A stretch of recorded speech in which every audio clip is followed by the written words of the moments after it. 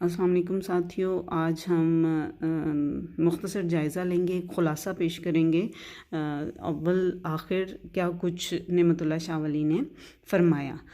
हज़रत नेमतुल्लाह शाह वली की पेशन गोई के कसीदे के अशार की तादाद अगर हम देखें तो 2000 के करीब बताई जाती है, लेकिन हमें उनके करीबन 350 अशार दस्तयाब हो सके, जिनमें से हमने ऐसे अशार को मुंतखब किया जो 850 साल कबल से लेकर आज तक और फिर मुस्तकबिल करीब में क़यामत तक इंतहाई अहमियत के वाक़यात को साफ, वाज़े और गैर मुबहम अल्फाज में बयान करते हैं।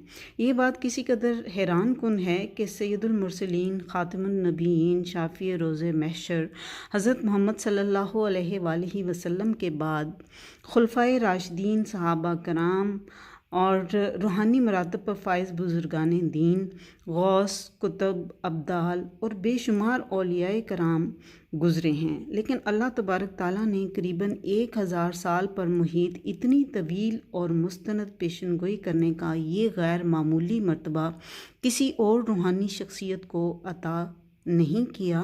और कोई भी ऐसी हस्ती नहीं गुजरी है ऐसी कि जिन्होंने इस तरह से पेशन गोइयाँ की हों। हज़रत नेमतुल्लाह शाह वली की 850 साला पेशन गोई के बड़े बड़े वाक़यात का अहाता करते हुए हम देखते हैं कि उन्होंने अमीर तैमूर के बाद लोधी ख़ानदान के बादशाह सिकंदर लोधी, इब्राहीम लोधी के दौरे हुकूमत का ज़िक्र किया है और फिर बाबर से लेकर ख़ानदान मुग़लिया के 300 साला दौरे हुकूमत के तमाम हुक्मरानों के नाम और उनकी मुद्दत हुक्मरानी अपनी पेशन गोई के अशार में तरतीबवार बयान की है। इसके अलावा उन्होंने बाबर ही के दौर में सिखों के पेशवा गुरु नानक का जिक्र भी किया है, जो 1441 में पैदा हुए और 1538 में उनकी वफ़ात हुई। बाबर के बाद शेर शाह सूरी के हाथों हुमायूं की शिकस्त और सूरी ख़ानदान का जिक्र भी पूरी सनद के साथ मौजूद है। वो जंग अज़ीम अव्वल की मुद्दत और उसमें 1 करोड़ 31 लाख लोगों की हलाकत की पेशन गोई के अलावा 21 साल बाद जंग अज़ीम दोयम का जिक्र भी अपनी पेशन गोई में 800 साल कबल कर चुके हैं। तमाम हिंदुस्तान पर 100 साल की हुकूमत के बाद अंग्रेज़ों के चले जाने का वाक़या अलग बयान किया है।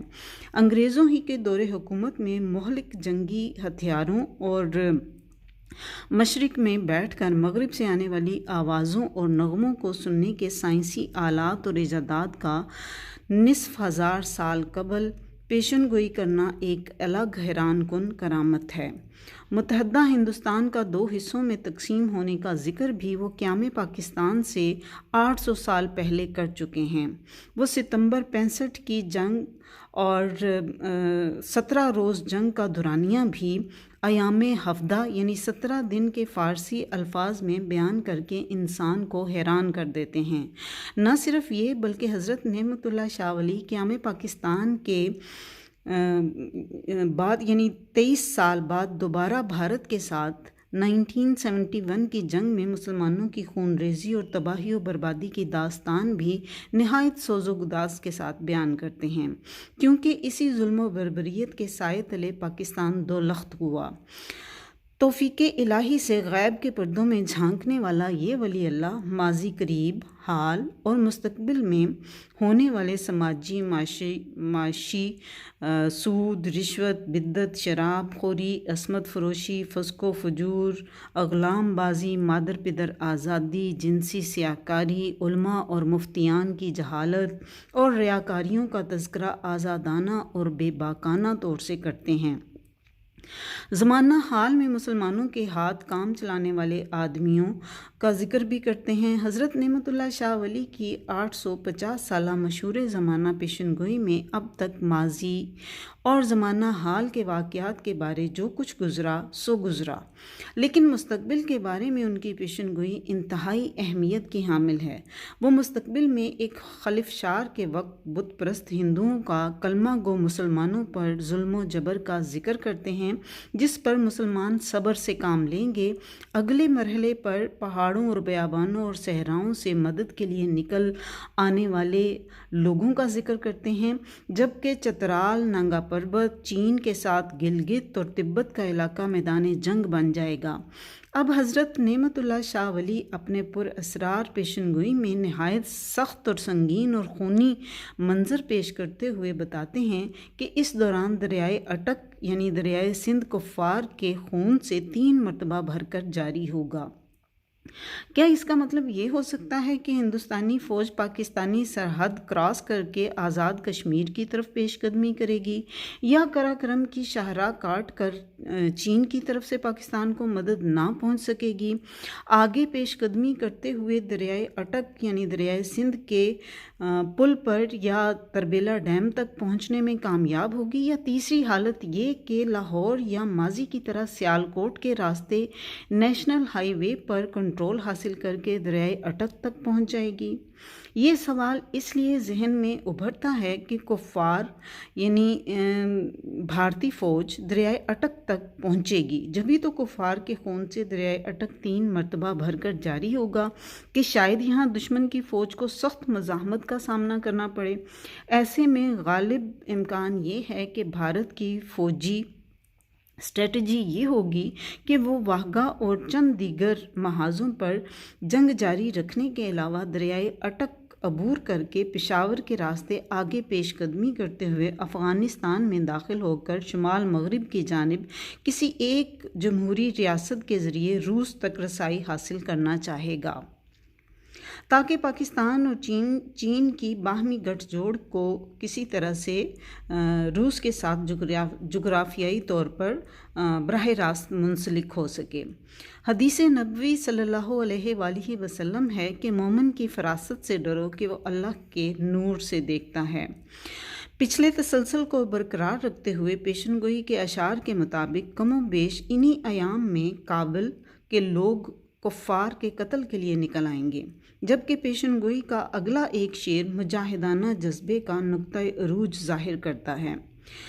कहते हैं, अज़ गाज़ियान सरहद लर्जा ज़मी चु मरकद बहर हसूल मकसद आइंद बालहाना। सरहद के गाज़ी ज़मीन मरकद की तरह लर्जेगी, सरहद के गाज़ियों से ज़मीन मरकद की तरह लर्जेगी, वो मकसद को हासिल करने के लिए दीवाना वार आएंगे इंशाअल्लाह।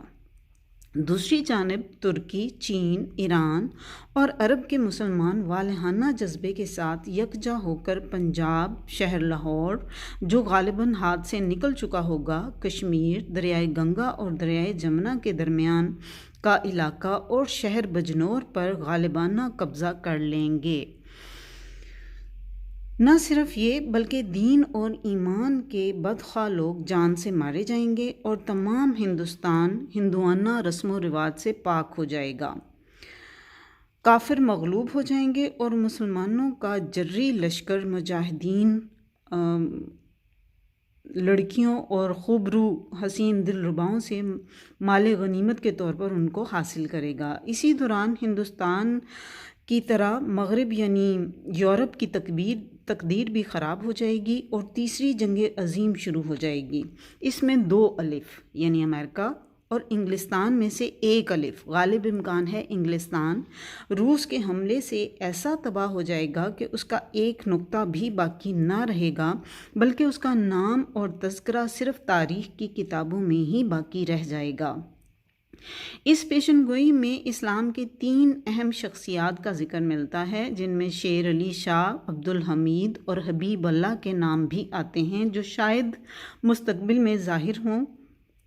इसके अलावा हज़रत नेमतुल्लाह शाह वली ने मैं बीनम की रदीफ़ में ईरान के बारे पेशनगोई के अलग करीबन 105 अशार लिखे हैं, जिनमें मुस्तकबिल में ज़ाहिर होने वाले बहुत से वाक़यात, बादशाहों, हुक्मरानों के नाम और उनकी मुद्दत हुक्मरानी का जिक्र मौजूद है, लेकिन फ़िलहाल इस किताब में वो अशार शामिल नहीं हैं।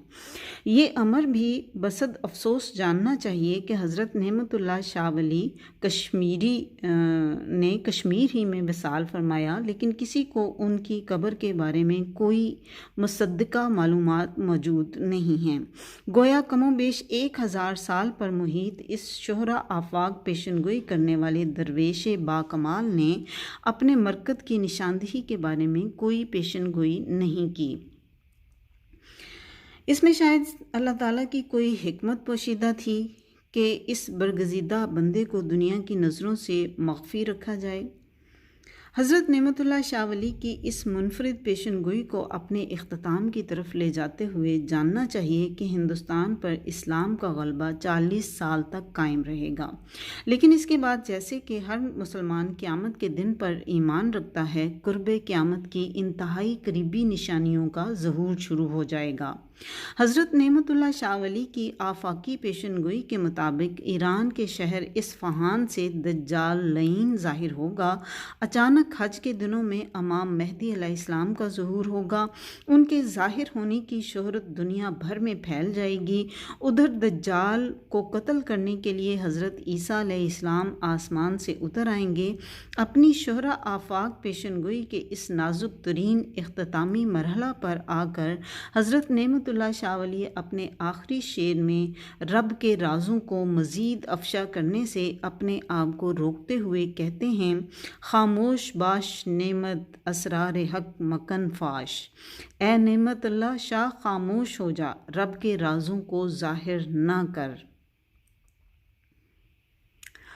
यहीं पर इख्तिताम होता है। खुश रहिए, खुश रखिए। उम्मीद है कि आपको मेरी ये काविश पसंद आएगी।